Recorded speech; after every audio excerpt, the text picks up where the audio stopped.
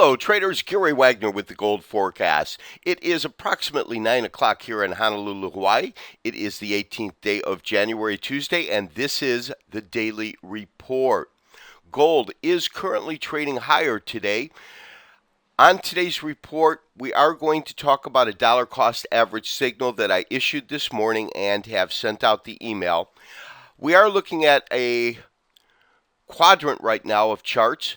And let me quickly go over what these charts are.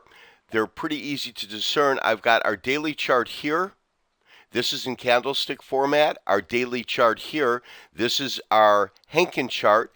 And these are simply intraday 60-minute charts here and here, Henkin and candlestick.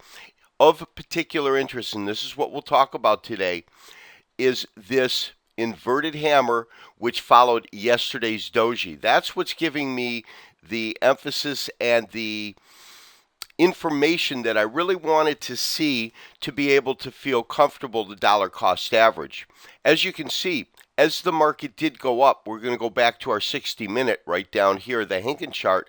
We had a nice trend, but as that market came up, we did hit resistance, and the resistance that we hit was up around these highs at about 1376. And what is giving me a belief that in terms of timing this might be good is that as these body sizes begin to narrow in range here, and the fact that we have this inverted hammer and this really variation once again of that Three River Morning Star. That's the pattern that I look for, that combination of black, star, white. As you can see, we have this black star white once again. So that will be the focus on today's daily report. Traders, of course, the big news today is the relative weakness of the US dollar. What I've done here is this is a dollar index chart that I have just put up, and it is in terms of duration, it is a 60-minute candlestick chart so that you can see that each day is benchmarked on the bottom right here. And the big thing that we're looking at is the market was kind of tentatively holding right at around the high 79 area, 79.60 as those highs. This was after this tremendous historic fall from about 81, and that of course was right after the beginning of the year. At the beginning of the year, the dollar showed some strength as it broke out of this one little area right in here and began to trade higher. Of course, then we had this big sell-off and then the consolidation. Well, last night, we did get the market drifting much, much lower. Critically, it broke below these areas right in here, as you can see, and formed a new low on the market. That's what gave us such concern on the dollar index. If we take a look then at the reaction, of course, when we take a look at how gold reacted, it reacted in the same way. But as I said, what I'm finding interesting now is this combination of candlesticks that we are getting. Yesterday's activity did give us that doji. That's that consolidating candle that we always kind of look for. The way that I like to think about it is if a train is going down the track and it's going between two cities, Los Angeles and San Diego. It's just left Los Angeles, it's barreling down the track, and it's going to go to San Diego before reversing and going back to LA. Before it goes to LA, it has to do something, and that's slow down. It has to stop.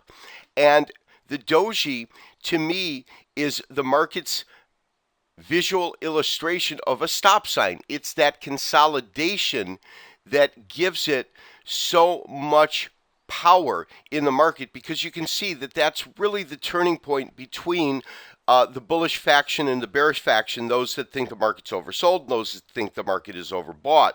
So that it is at this point when you get follow through, and follow through is always going to be either a long red candle or something that is indicative of a market that's bullish. Now, one of the candlesticks that we look for in terms of turning points in the market is also this inverted hammer. Now, an inverted hammer is also called a shooting star if found at the top of the market.